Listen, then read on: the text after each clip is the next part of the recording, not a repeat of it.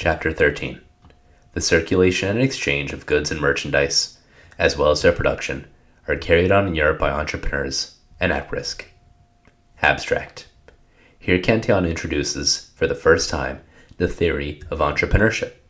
Entrepreneurs are the prime directors of resources. Their occupations come with risks due to uncertainty, especially from competition and changing tastes. As a result, their income can be very large, but they also face the prospect of bankruptcy. The property owner is independent in having a large income, rent, from the land, and the capitalist, or large money owner, also can live independently on interest.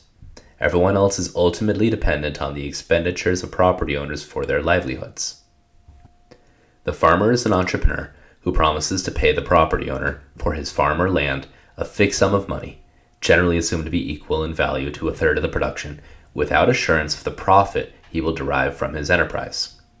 He employs part of the land to feed herds, produce grain, wine, hay, etc., according to his judgment, without being able to foresee which of these will pay the best price. The price of these products will depend partly on the weather, partly on the demand. If wheat is abundant compared to consumption, it will sell at a cheap price. If there is scarcity, it will be expensive. Who can predict the number of births or deaths that will occur during the current year? Who can foresee increase or reduction in the expenditures that can occur in families? And yet, the price of the farmer's product naturally depends on unforeseen circumstances, and, consequently, he conducts the enterprise of his farm with uncertainty. The city consumes more than half the farmer's products. He carries it to market or sells it in the market of the nearest town, or perhaps to entrepreneurs who provide the transport. They obligate themselves to pay the farmer a fixed price for his products, the market price of the day, to receive an uncertain price in the city, which should nonetheless defray the cost of transport and leave them a profit. However, the daily variation in price of products in the city, though not considerable, makes their profits uncertain. The entrepreneur or merchant who transports the products of the countryside to the city cannot stay there to sell them at retail until the products are consumed. No family in a city will burden itself with the purchase at one time of the products that it may need over a length of time, because each family is susceptible to increase or decrease in size and consumption, or at least a variation in the choices of products it will consume. Wine is almost the only article of consumption stocked by families. In any case, the majority of citizens live day to day, and even the largest consumers will not be able to stock away products from the countryside. For this reason, many people set up as merchants or entrepreneurs in the city to buy the country products from those who bring it, or to have it brought on their account. They pay a fixed price for them at the place where they are purchased, to resell wholesale or retail at uncertain prices. Such entrepreneurs are the wholesalers of wool and grain, and the bakers, butchers, manufacturers, and merchants of all kinds, who buy country production and materials to work them up and resell them gradually as the inhabitants require them for consumption. These entrepreneurs never know how great the demand will be in their city, nor how long their customers will buy from them, since their rivals will try, by all sorts of means, to attract their customers. All this causes so much uncertainty among these entrepreneurs that every day one sees some of them go bankrupt.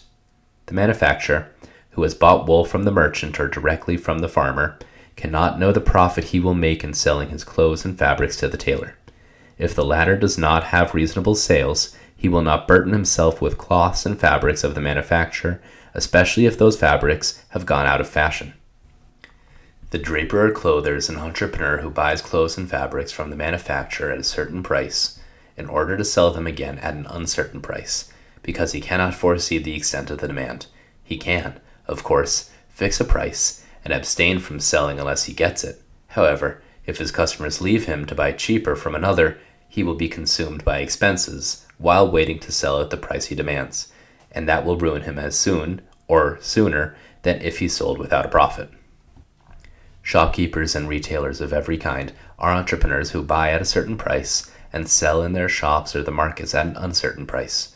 What encourages and maintains these entrepreneurs in a state is the fact that consumers, who are their customers, prefer paying a little more to get what they want promptly and in small quantities, rather than having to stock up. In addition, most of them do not have the means to stock up by buying from wholesalers. All these entrepreneurs become consumers and customers of each other, the draper of the wine merchant, and vice versa. In a state, they proportion themselves to the customers or their consumption. If there are too many hat makers in a city or on a street for the number of people who buy hats, the least patronized must go bankrupt. On the other hand, if there are too few, it will be a profitable business, which will encourage new hat makers to open shops, and in this manner, entrepreneurs of all kinds adjust themselves to risks in a state. All the other entrepreneurs, like those who take charge of mines, theaters, buildings, the trades by sea and land, restaurateurs, pastry cooks, innkeepers, etc., as well as the entrepreneurs of their own labor who need no capital to establish themselves, like journeyman artists, coppersmiths, seamstresses, chimney sweeps, water transporters, live with uncertainty and proportion themselves to their customers. Master craftsmen like shoemakers, tailors, carpenters, wig makers, etc., who employ journeymen according to the work they have, live with the same uncertainty since their customers may leave them any day. The entrepreneurs of their own labor in art and science, like painters, physicians, lawyers, etc., live in the same uncertainty. If one attorney or lawyer earns 5,000 livres sterling per year in the service of his clients or his practice, and another earns only 500, their income is just as uncertain as those that employ them. It may perhaps be urged that entrepreneurs seek to snatch all they can in their calling and to get the better of their customers, but this is outside of my subject. By all these inductions and an infinity of others that could be made to extend this matter to the entire population of the state, it may be established that, except for the prince and the property owners, all the inhabitants of a state are dependent. They can be divided into two classes, entrepreneurs and hired workers. The entrepreneurs are on unfixed wages, while the others are on fixed wages as long as there is work, although their functions and ranks may be very unequal. The general who has his pay, the courtier his pension, and the domestic servant who has wages, all fall into the last class. All the others are entrepreneurs, whether they set up with capital to conduct their enterprise, or are entrepreneurs of their own labor without capital. They may be regarded as living under uncertainty. Even the beggars and the robbers are entrepreneurs of this class. Finally, all the inhabitants of a state derive their living and their advantages from the property of the landowners and are dependent. It is true, however, that if some person on high wages or some large entrepreneur has saved capital or wealth, that is, if he has reserves of wheat, wool, copper, gold, silver, or some commodity or merchandise in constant use or circulation in a state having an intrinsic or a real value, he may justly be considered independent as long as the capital lasts.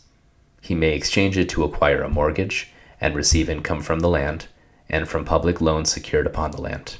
He may even live better than the small landowners and buy property from some of them. But commodities and merchandise, even gold and silver, are much more subject to accident and loss than the ownership of land, and however one may have earned or saved them, they are always derived from the land of actual owners, either by wages or by the saving of wages destined for one's subsistence.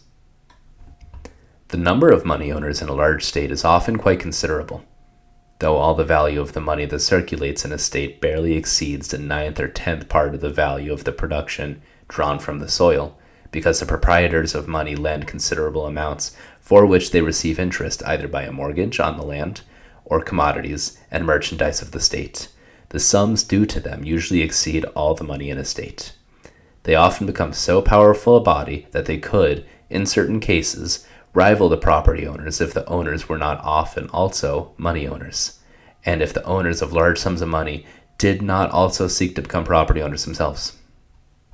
Nevertheless, it is always true that all the sums earned or saved have been drawn from the land of the current owners. However, because so many property owners in a state ruin themselves daily, and those who acquire the property take their place, the independence given by the ownership of land applies only to those who keep possession of it.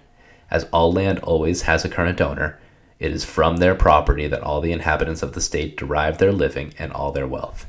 If these owners confine themselves to living within their rental income, this would be beyond question, and, in that case, it would be much more difficult for the other inhabitants to grow rich at their expense.